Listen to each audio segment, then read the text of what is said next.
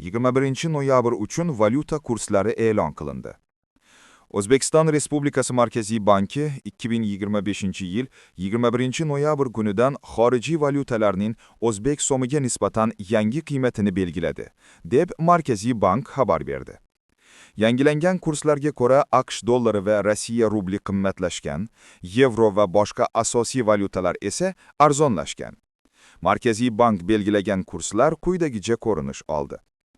AQSh dollari 3,74 so'mga ko'tarilib, 11.914,67 so'mni tashkil etdi.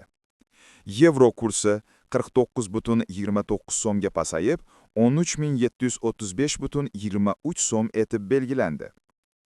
Rossiya rubli 0,78 so'mga oshib, 148,27 so'mga yetdi.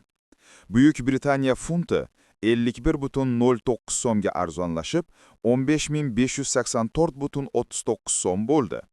Xitoy yuani esa biroz pasayib, -0,56, 1674,58 so'mni tashkil qildi. Shuningdek, Yapon yenasi va Shvetsariya franki kurslarida ham pasayish kuzatilgan.